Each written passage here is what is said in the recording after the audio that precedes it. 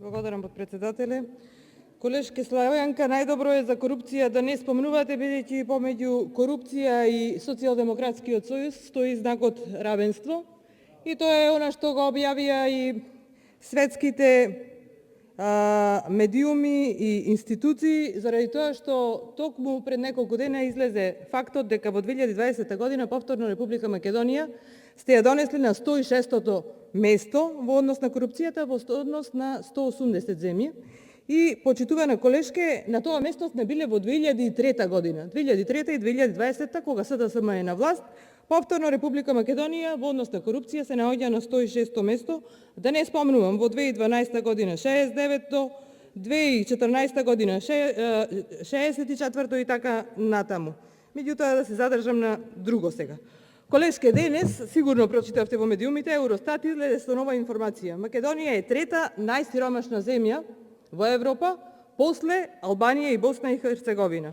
Повторно, почитувани колеги, СДСМ се поистоветува и со сиромаштијата, за жал, во Република Македонија. Сакавте да зборуваме за буџетот. Почитувана колешки, во буџетот за 2021 година, за тоа што најмногу не тишти сите, речиси да нема средства за борба против корона кризата. Предложениот буџет на Министерството за здравство, иако е зголемен за 8%, воопшто не ја одразува актуелната корона криза. Капиталните инвестиции во областа на здравството кои се неопходни, речиси ги нема. Така со буџетот за 2020 година за капитални инвестиции беа планирани 1,3 милиарди денари, додека со овој буџет за 2021 година капиталните инвестиции треба да изнесуваат скромни 836 милиони денари во ова ковид криза. Почитувана колешке, спомнавте проект кој што го промовирате деновиве, гледам сите од Социјалдемократскиот сојуз, дека ќе се реализира во Скопје. Добро е да се реализира, меѓутоа пред него стои повторно зборот ќе.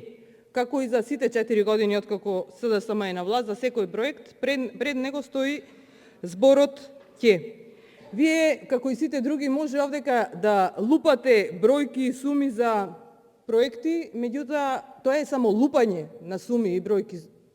Заради тоа што како Социјалдемократски сојуз немате реализирано буквално ниту еден проект од корен, од темел па до кров, ниту еден проект кога и да сте биле на власт.